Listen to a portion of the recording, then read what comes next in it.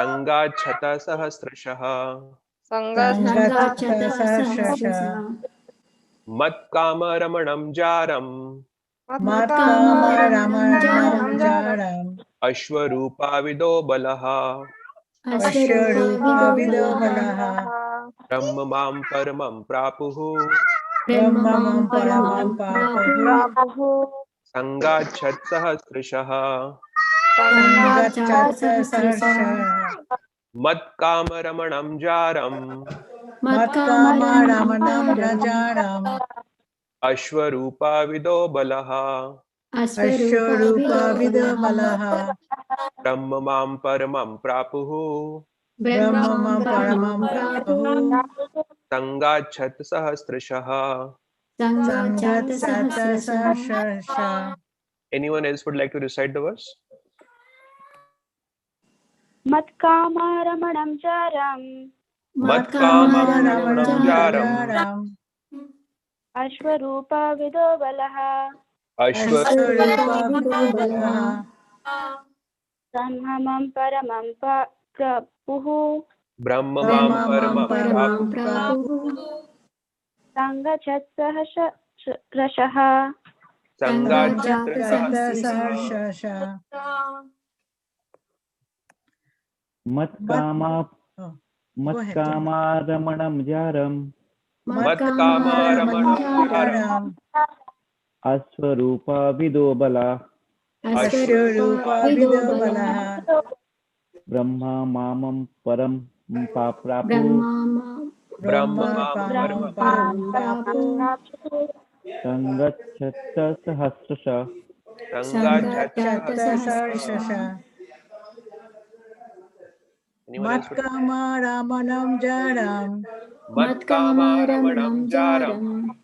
Ashwarupa vido balaha.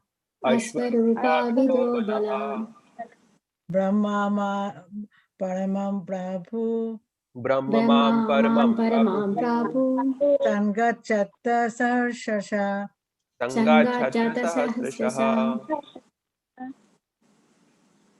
Anyone else? Matkama ramanam jaram. Matkama ramanam jaram. Ashwarupa vido bala. Ashwarupa vido balaha. Brahmamam paramam prapuhu. Brahmamam paramam prapuhu. Sangachata sahasrasa. Sangachata sahasrashah. Anyone else? Okay, so let's recite the synonyms. Mat,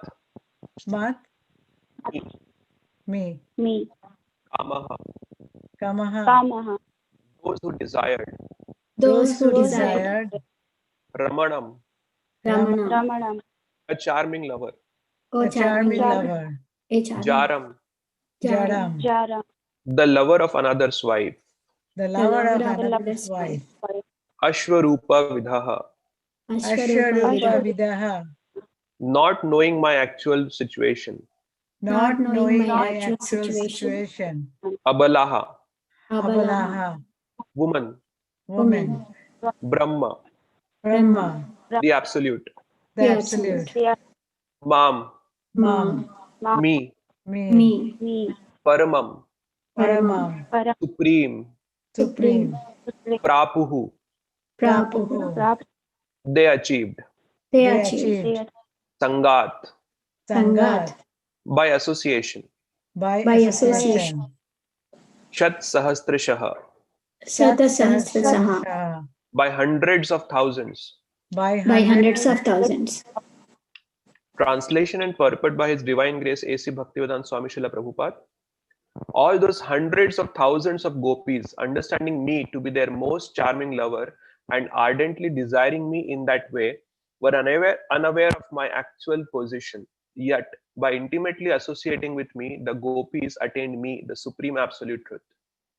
Purport: the words Ashwarupa Vidaha, not understanding my actual position or form, indicate that the lovely gopis were so completely absorbed in conjugal love for Lord Krishna that they were not aware of the Lord's unlimited potencies as the Supreme Personality of Godhead. Srila Vishwanath Chakravarti Thakur explains this and other meanings of the word Ashwarupa Vidha. In Sanskrit, the word Vidha also means to acquire. Thus, Ashwarupa Vidaha indicates that the gopis, like other pure devotees of the Lord, were not interested in achieving sarupa, the liberation of acquiring a bodily form similar to the Lord's. Were the gopis to obtain a bodily form like the Lord's, how could the Lord execute his conjugal pastimes of dancing with the gopis and embracing them? Since the gopis had realized their eternal spiritual forms as servitors of the Lord, the word Sarupa also may indicate their own spiritual bodies. And Ashwarupa Vidaha means that the gopis never thought, as materialists do, of their own bodily beauty. Although the gopis are the most beautiful girls in the Lord's creation, they never thought of their own bodies, but rather were always meditating on the transcendental body of Lord Krishna. Although we cannot imitate the gopis' exalted conjugal feelings, we can their superb example of practical Krishna consciousness.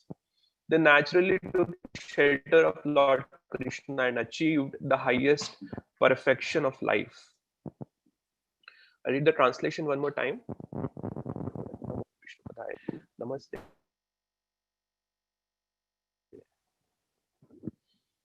All those hundreds of thousands of gopis understanding me to be their most charming lover and ardently desiring me in that way.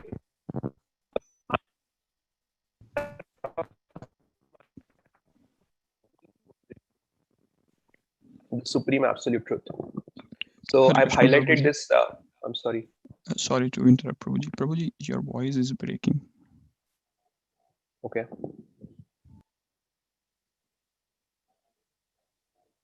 One second, hold on.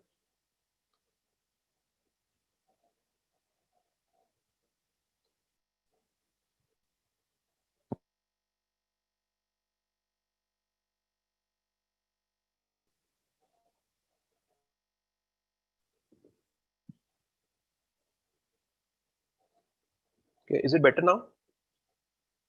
Yes, Prabhuji, right now, yes. Okay.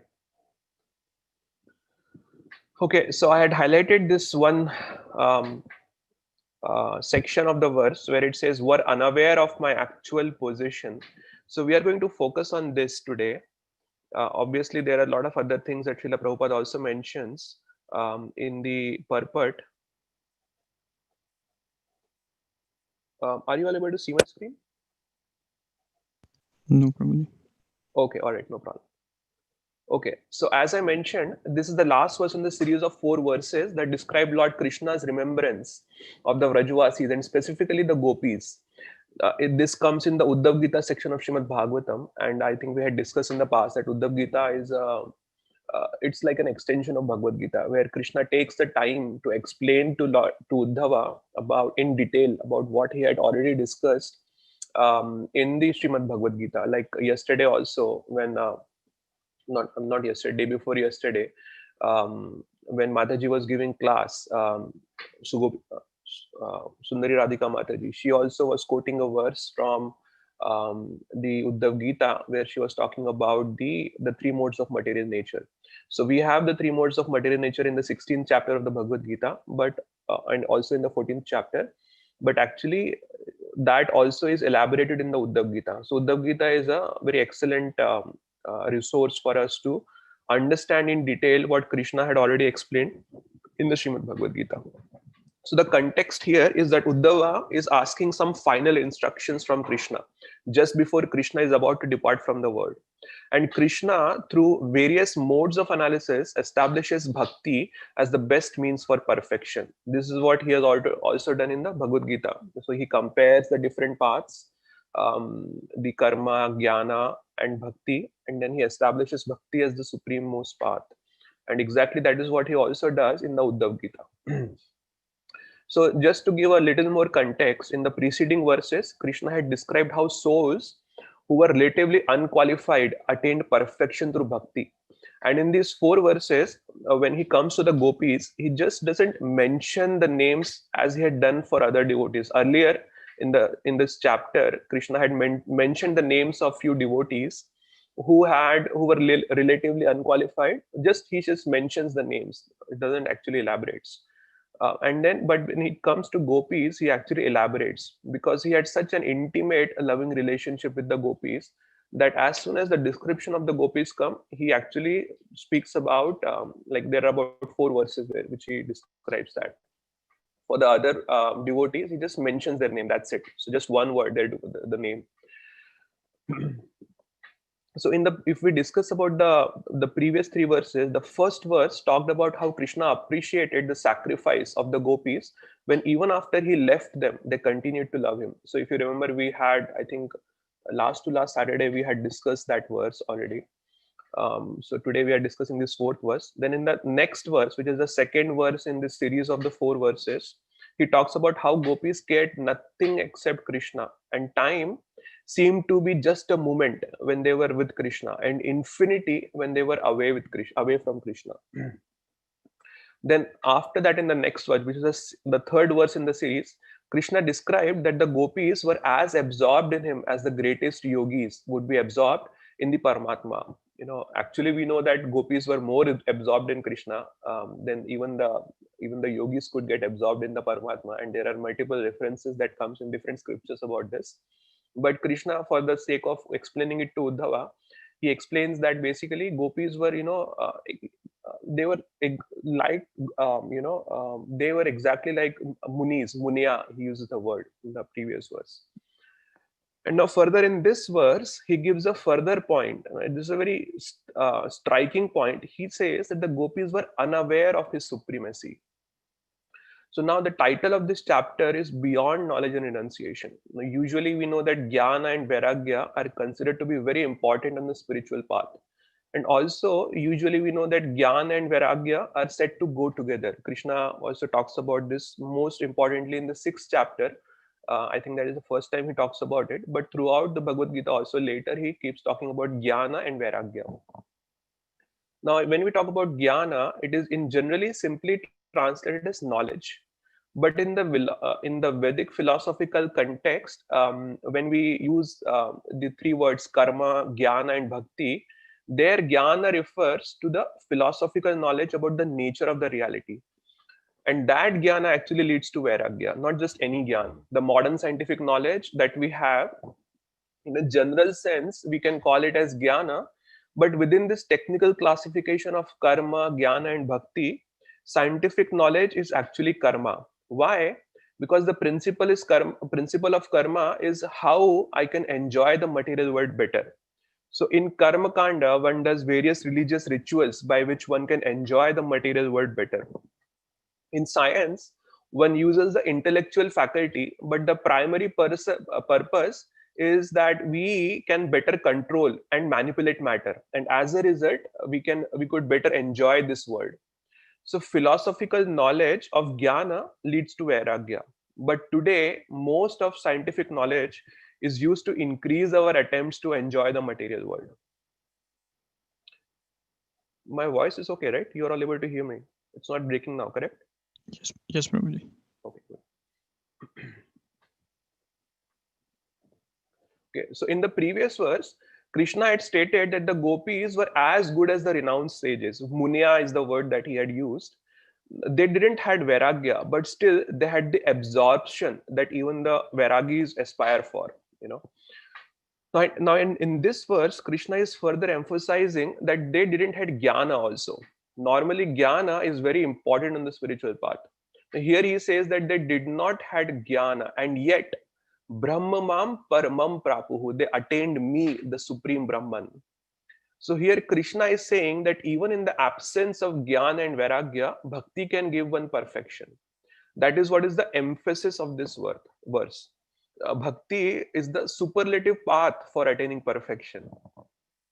So what exactly was the gopis' understanding of Krishna? Or in the general sense, what exactly was the understanding of the Vrajvasis about Krishna?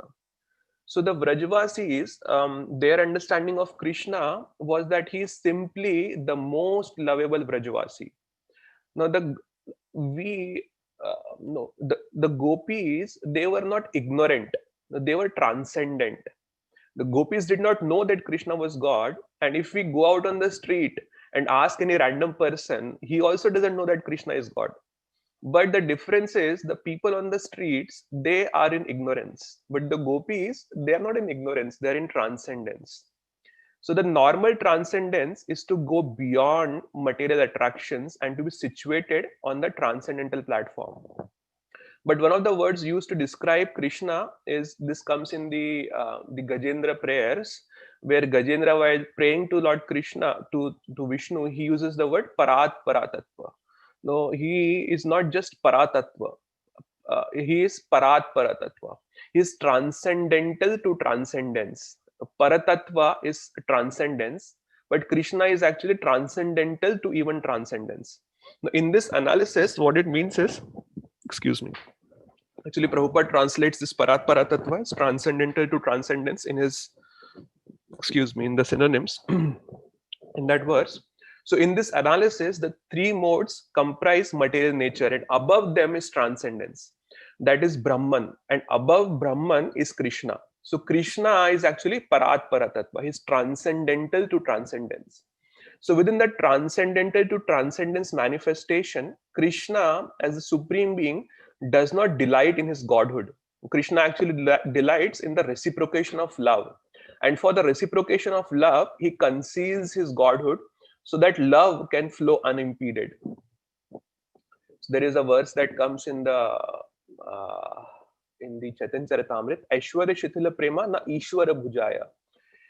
So it is mentioned that when one is aware of God's greatness, then at that time, the awareness of God's greatness inhibits one's love for Krishna. So just like say that if someone is say president of a country, and everyone has a respectful attitude towards that person. Now, if that same head of the state has a mother, for the mother, he is first her son, So whenever there is an intimate relationship, whatever public position is there, it is not considered very important.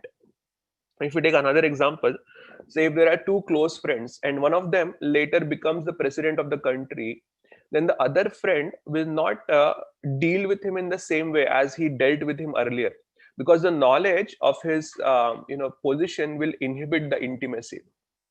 On the other hand, say if the head of the state is a very sociable person, he may feel, oh, everyone is so reverential to me. I want to have friendly relationship with someone. And he may tell a person, just forget that I am head of the state and treat me like a friend. So Krishna, he is actually like that. Krishna is a God who doesn't delight in his godhood. He doesn't say that I am God and all of you bow down to me, and all that you have to do in my kingdom for all of eternity is bow down to me. No, he doesn't say that. Krishna actually wants his devotees to love him uninhibitedly, and that's why in the spiritual world he conceals his supreme position. And the agency that is used for concealing his godhood is Yoga Maya. Now this Yoga Maya actually is a very interesting word. Now we use the two words Mahamaya and Yoga Maya. So Mahamaya, generally Krishna says Mama Maya Duratya. So that where he says Mama Maya Duratya, there he is talking about Mahamaya. And then he says the other word, my Atma Maya. Atma Maya, when he uses the word in the Bhagavad Gita, that Atma Maya is basically referred to as Yoga Maya from a technical classification perspective. Now this word Yogamaya is actually an oxymoron. So oxymoron, what is it? It's an English figure of speech or an English literary device in which two opposite words are brought together to convey some deeper meaning. And this is also used in the Sanskrit language many times. Like for example, in the Vishnu Sahasranam, the word Nimisha, Anamisha is used. We have discussed it earlier. So, for example, we may say that Mayavadis are, and we normally say that Mayavadis are intelligent fools. Now, why intelligent fools? Because they do so much word jugglery, and they do so much head breaking with the scriptures, interpretation of scriptures, and that certainly requires a lot of intelligence. But ultimately, all their word jugglery is of no use because it takes them away from God. Krishna says in the 9.12, Moghasha Mogha Karmano Mogha Jnana Vichetasaha. So all their culture of knowledge, all their pious activities, etc., will be Mogha. It will not yield any result. And they will ultimately acquire a demoniac and devilish demeanor. So when two contradictory words are brought together to convey some deeper meaning, that is an oxymoron. Now, Maya normally means something that makes us forget Krishna and our relationship with Krishna. And that is the usual meaning of Maya. We are in Maya, we are in illusion. And yoga is that which connects us with Krishna. Now, we know that yoga comes from the Sanskrit root yuja. Yuja means to connect. Connecting our consciousness with the supreme consciousness. That is the meaning of the word yoga. So what is yoga maya then? That is an actually oxymoron. Two opposite words brought together. So what is yoga maya? Yoga maya is actually that energy which makes the exalted devotees forget Krishna's godhood so that they can love him uninhibitedly. So it is more like a transcendental illusion. So generally in the material world, we have a material illusion.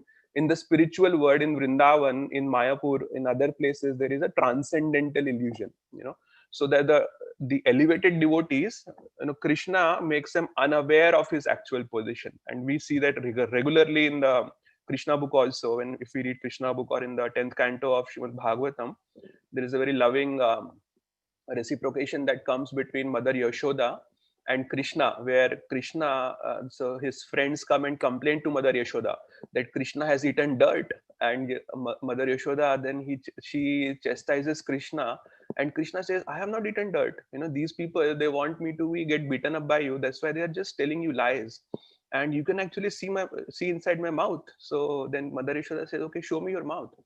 He opens his mouth, and then Mother Yashoda is able to see the whole of universe. He sees all the living entities there. And she is just completely bewildered, and she thinks various things. Is it that I am under some kind of illusion? Am I getting some hallucinations? Then she thinks, no, I am perfectly fine. My eyes are open, I can see things. And then she thinks that, is it that the demigods are putting me under some illusion? But then she thinks, I'm just a normal cowherd woman. Why would the demigods make me make something for me or do something to me? So she thinks various things, and then finally she thinks that this is just my child, and let me, there's something happening which I don't know. Let me surrender to Lord Vishnu. And she, in her mind, surrenders to Lord Vishnu, and then she picks up Krishna and puts him on her lap again. And this is just my son. So what happens is, for a few seconds, she thinks that there's something great that I'm seeing, but again the Yoga Maya covers her. So Mother Yashoda doesn't see Krishna as God. She sees him as her beloved child. She thinks that if I don't feed him milk, then he will starve. He may even die. So if I don't discipline him, he will become a spoiled child. So that is the feelings of Mother Yashoda. So this is not ignorance. This is transcendence. They are exalted devotees, the Vrajvasis. They know Krishna is God, but they have transcended that knowledge. So just like I said earlier, the head of state may say, just forget that I am the president. Just behave like a friend with me. Still, the person may find it difficult. How can I forget that you are the president? And it's not possible. It's something very big to forget. So Krishna just doesn't tell his devotees to forget that he is God. He arranges through an energy, Yoga Maya, to subject them to a transcendental illusion by which they forget his godhood. Now, their forgetting his godhood is intriguing. This is seen in the Gopi Gita. I'm just looking at the time. We don't usually exceed the time. I don't want to do that today. So in the Gopi Gita, so actually chapters 29 to 33 in the 10th canto of Bhagavatam are the Ras Panchadhyaya. So chapter 29 describes how Krishna calls and the gopis come to meet him. And chapter 30 describes how after some conversation, Krishna disappears from the gopis. And the gopis, they frantically search everywhere for Krishna.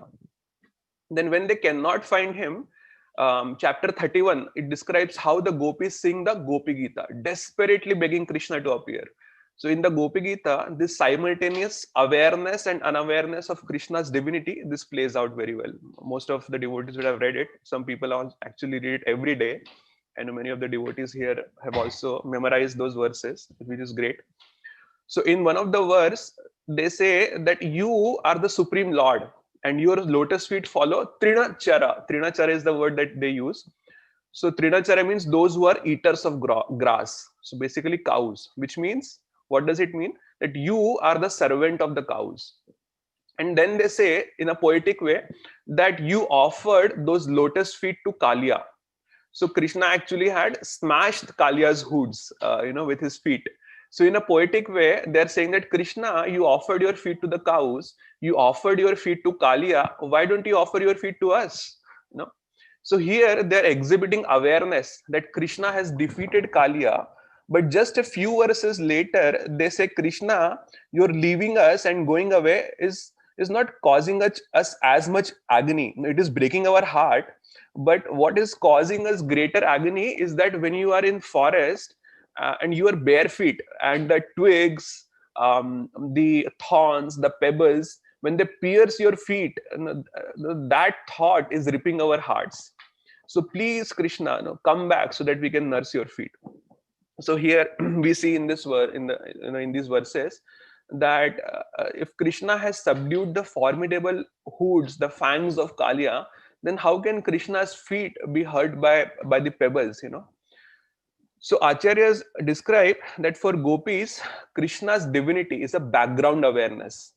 Just like in the daytime, the stars are there in the sky. This is the example that they use.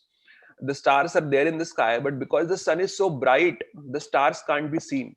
Similarly, for the gopis, they have in their consciousness the stars of Krishna's divinity, that is the supreme divinity. But the sun of their intimate affection for Krishna, their amorous love for Krishna, that sun is so bright that the stars are like eclipsed. So actually the word that is being used is Ashwarupa Vidaha, as it, they didn't know my Swarupa, that I am the Supreme Lord. Prabhupada also focuses on this word in his purport. We read that. Now, interestingly, our acharyas like Jiva Goswami, especially in the Gopal Champu and subsequently in books like Sangeet Madhav, Prabodhananda Saraswati and others, they analyze how there were different gopis, different kinds of gopis actually, not just different gopis. Krishna says in this verse that there are hundreds and thousands of gopis, and there is a figure also. There are different figures given by different acharyas, how many exactly the gopis were there. But, so there are, different understandings of who the gopis are. Because the gopis are apparently married to someone else. So that creates a lot of confusion. And is it that God is sanctioning immorality, and God is not just sanctioning immorality. It is Krishna who played the flute and called the gopis. So is it that God is asking people to be immoral? Now, what is going on here? So in the Puranas and different other places, different explanations have been given. So Madhvacharya, for example, Madhvacharya is within our sampradaya. We are the part of the Brahma Madhav Gaudiya sampradaya. So Madhvacharya says that gopis were Deva Kanyas. They were like damsels from heaven, and they are attracted towards Krishna with lust. So the Apsaras, they are meant to serve Devtas in a particular way. Just like we have the example of Urvashi in the Mahabharata, who was attracted to Arjuna. When Arjuna went to the heavens, she was attracted to him. She propositioned Arjuna, and Arjuna actually refuses. So then what happens is Urvashi actually gets very angry, and she curses Arjuna that you will become a eunuch because you are refusing to act on your manliness. So actually the point is that Apsaras, they often have very strong desires, and Madhvacharya says that the gopis were Apsaras, and when they saw Krishna's beauty, they were attracted to him.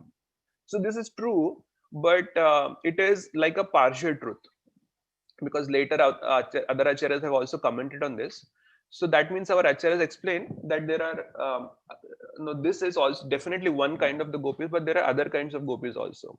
So Devkanyas is one where the Apsaras or the heavenly damsels, they come down because of their attraction to Krishna. But then the other categories are, they explain there were Munichari gopis.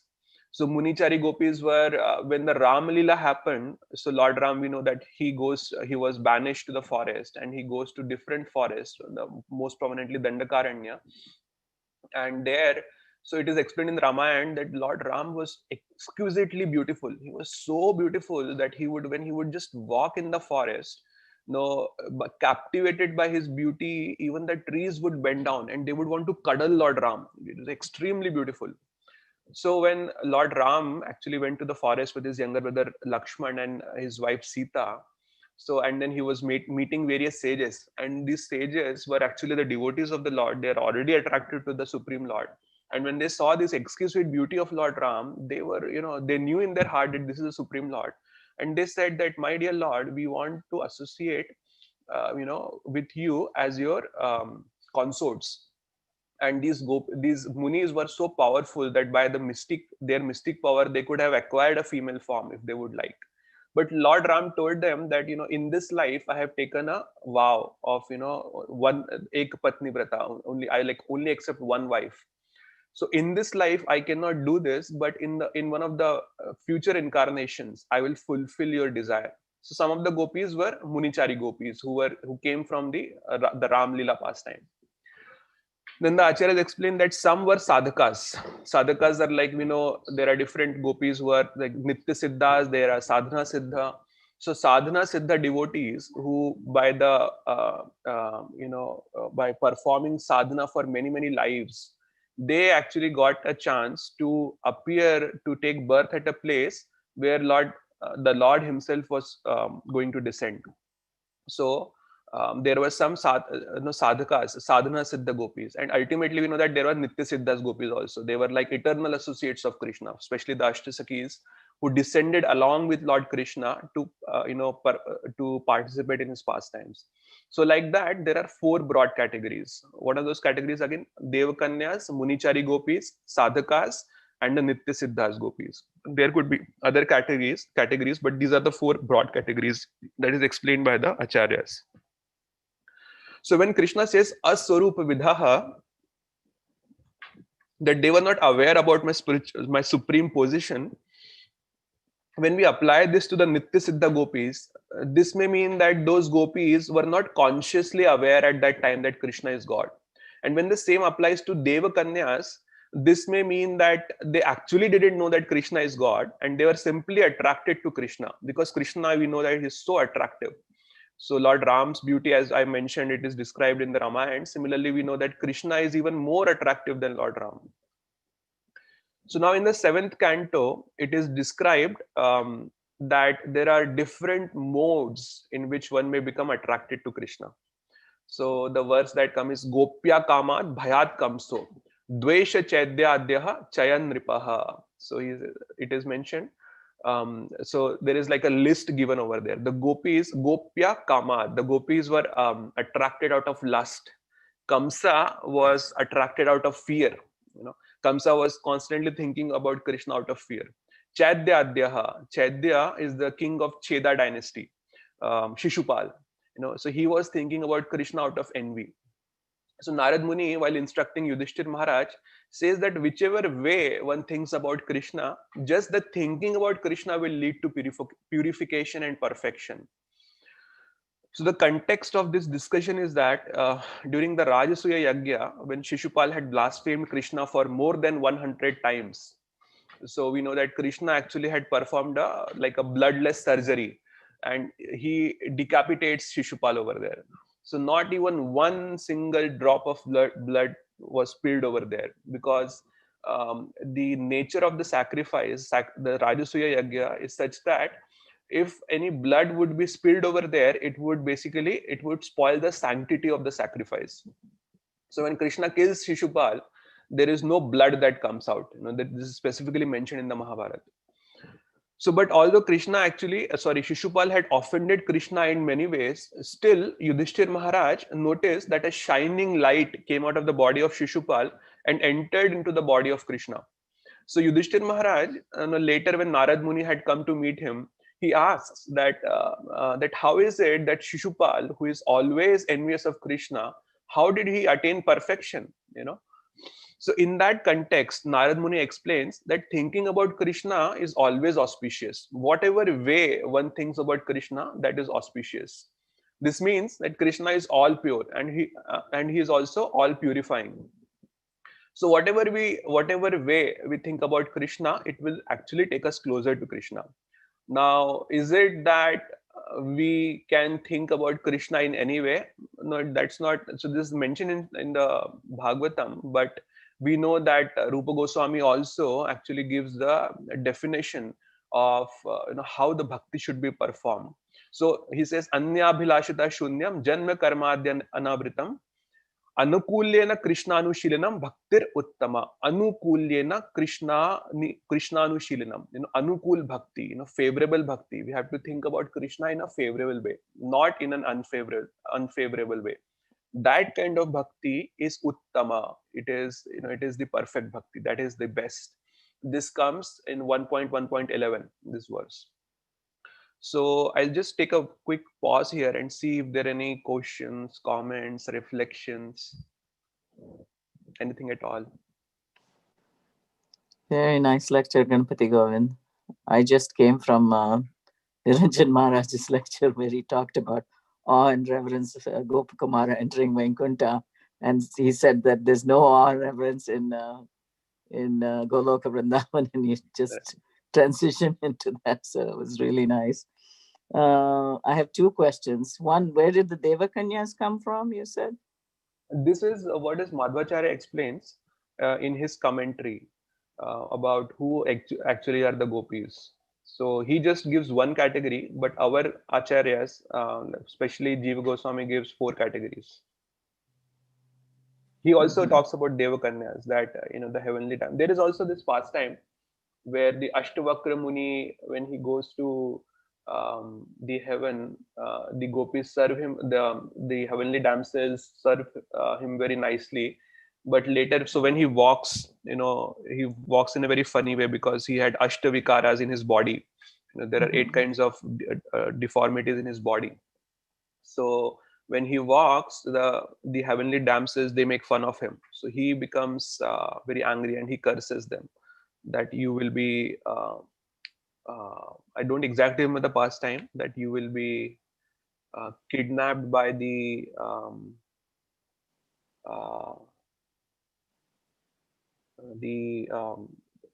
what is that? Some ordinary people. So first he gives them a benediction that when the Lord appears, you will go there and participate in his pastime. And later he gives them this curse that you will be abducted by ordinary milkmen. But Devakanyas are from the heavenly planets. Is that what you're saying? Madhu? Devakanyas are from the heavenly planets, you said? Right. Okay. They are heavenly dancers. Heavenly dancers, okay. No, the details are not given over there. It just generally it is said Apsaras and the consorts of the demigods, like that. Right. It is. Okay. But they might. He explains that they were attracted out of lust initially, but later their intention. Initial intention was lust, but later they became purified with the association of Krishna, and that's what Krishna also says here. That they didn't have Gyan and Vairagya, but just with my association, they became purified. Yeah, that makes sense. Second question was, and I've asked this question to Pyari also, in the Brihad Bhagavatam, just like you said, there is a statement which says, people who always remember Lord Janardana, even with dishonest intentions, upon leaving their bodies will go to the faultless world of Vishnu, which is Vaikuntha. So even with dishonest intentions, I could not understand that so well. Okay, so actually this is a philosophical point to understand. I'm sure Prabhu would have explained it in a much better way. But just to understand this, say, for example, if there is a swimming pool with a fresh water in it, or a pond with fresh water in it, and then, we are very dirty, we are, rolled in the mud, and then we just come and we jump in the pond. So what will happen is we will become clean, all the dirt will go away and we will become perfect, after we come out of the pond. So now, even if we actually, if we curse the pond and we say different curses to the pond and then we jump into the pond, what's going to happen? Still the same result, right? We will still get cleaned. And even if we say, oh pond, you are so nice, we'll offer prayers to the pond, and still if we are dirty and we jump in the pond, still the result will be the same. We will become cleaned. So like that, Krishna is actually all purifying. In whatever way you associate with Krishna, his nature is to basically, he is all pure and he is all purifying. So he will make you pure in whatever way you approach Krishna. So that's what happened to these demons also. Although they came to kill Krishna, but they actually gave some rasa to Krishna, some veer ras, as we say.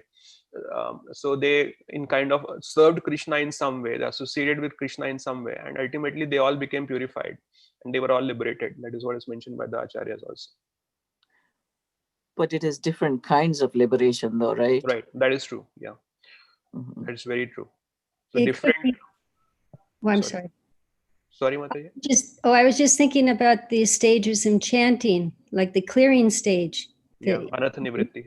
You can obtain liberation, but it's only in the offenseless stage that we obtain pure love for Krishna.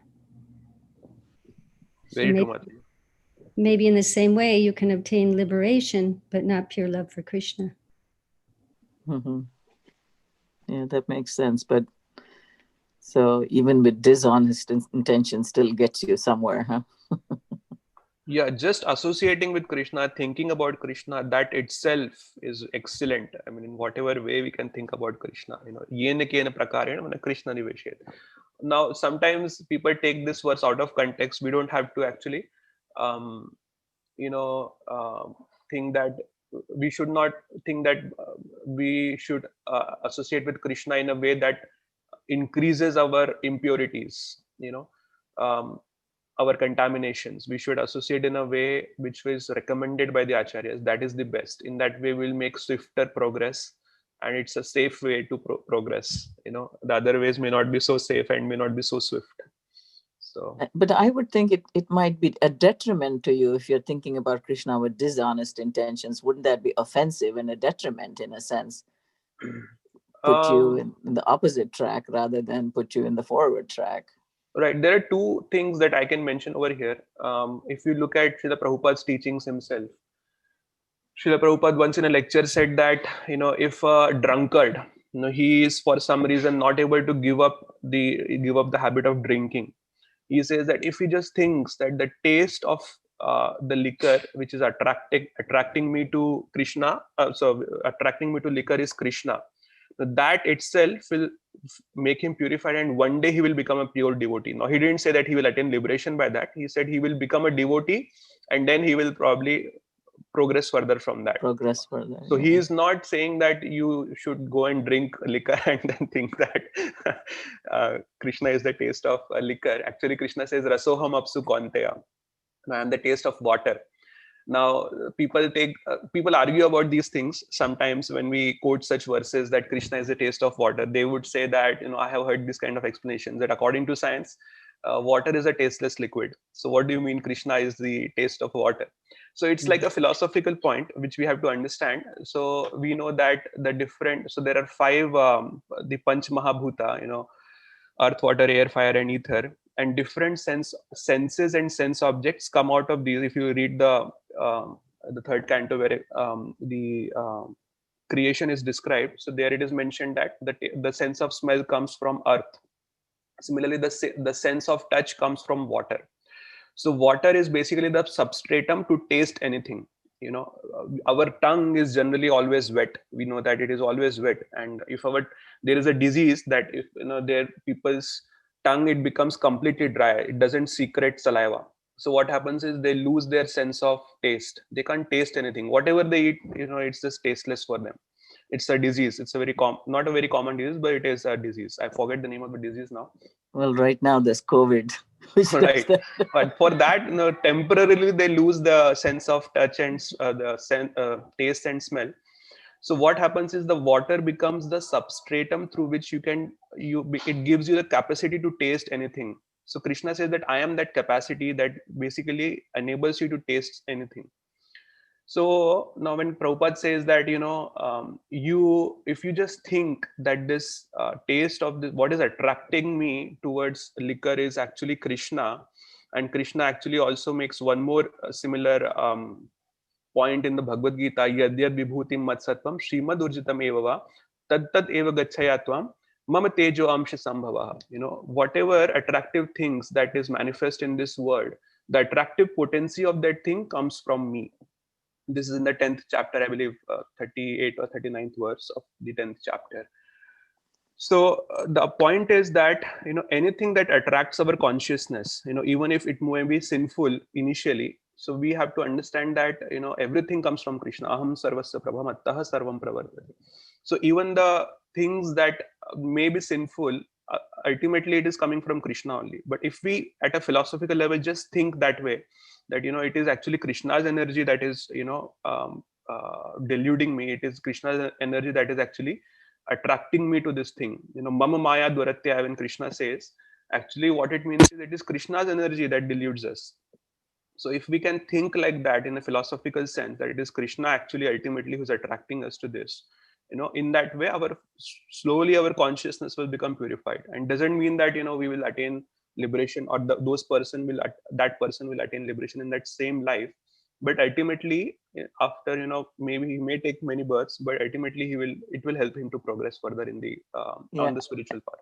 And in this statement, it says that after leaving their bodies, they will go to Vaikuntha as people who are always remembering Janardana, Exactly. even in addition. They're always is a key word too, Right. Yeah. Absolutely. Thank you.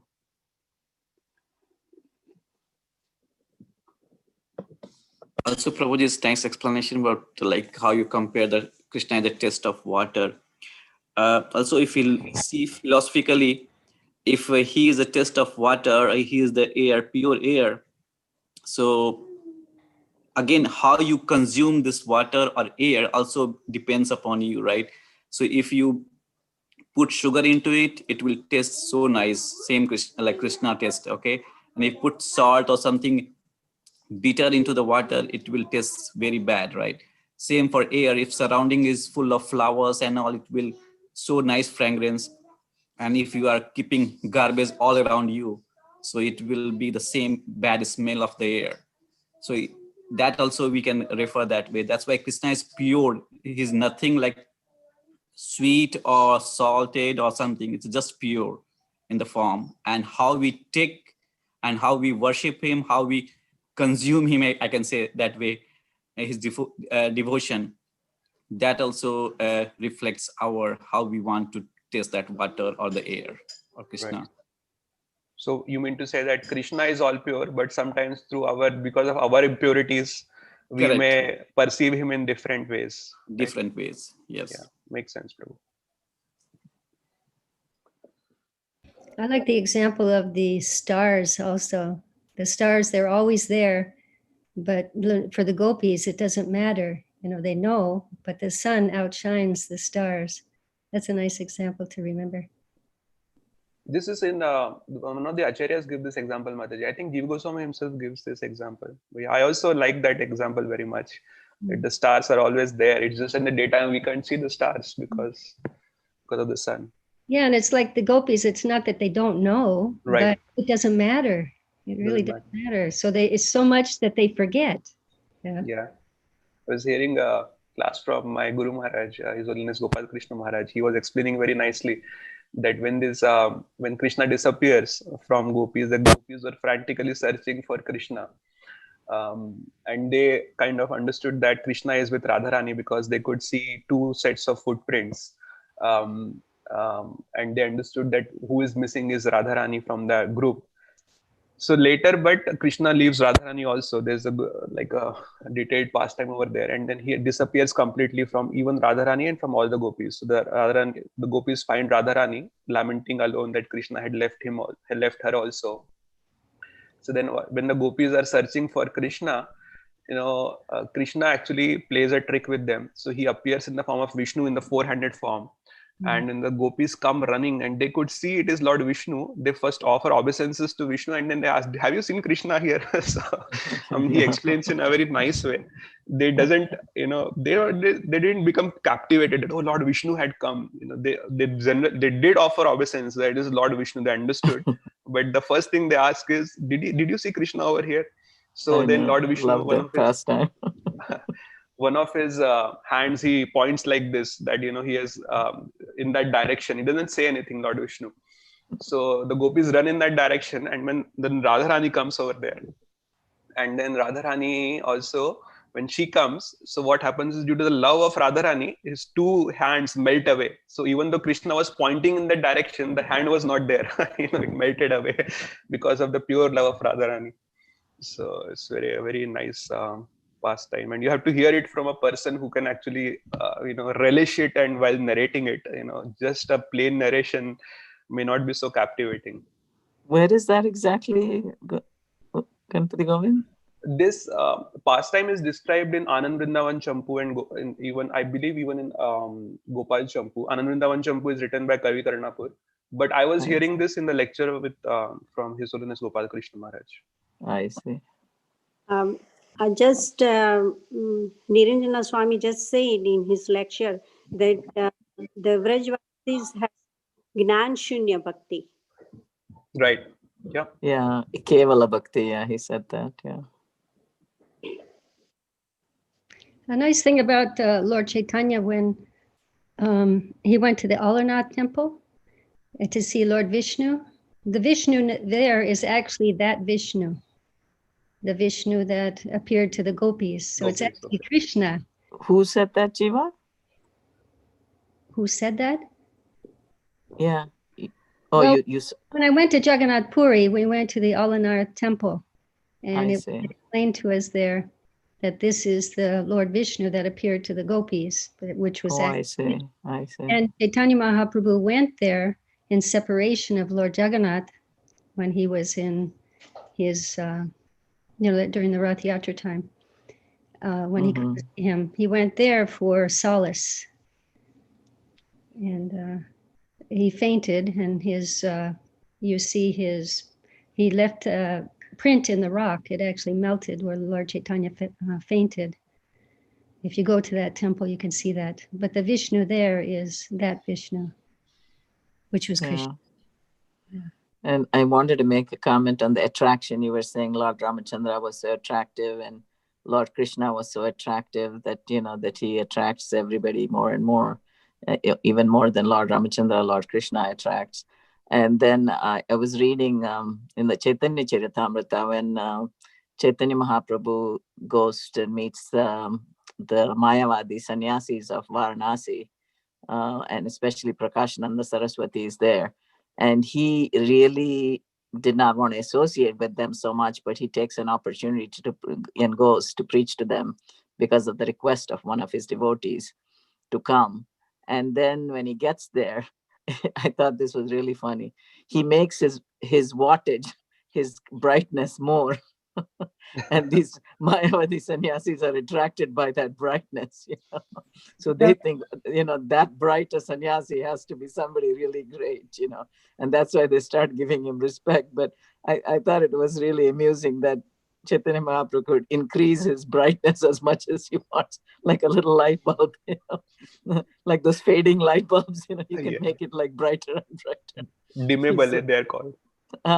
Dimmable light bulbs, they're called. Yeah, so he increases his wattage, of brightness as he goes to these Mayavadis, and they're super attracted by that brightness and think he's like a great sannyasi, and then invite him in, and give him a big place, But he did that just to, for the sake of preaching to them and making them, attracted to him.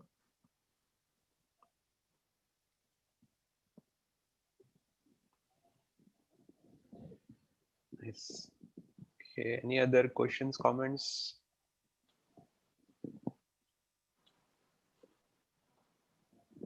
All right. If there are no other things, maybe we can wrap it up for today.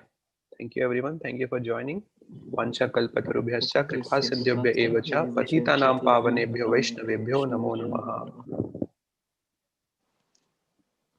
Thank you, Prabhuji. Hare Krishna. Antakoti Vaishnavandaki.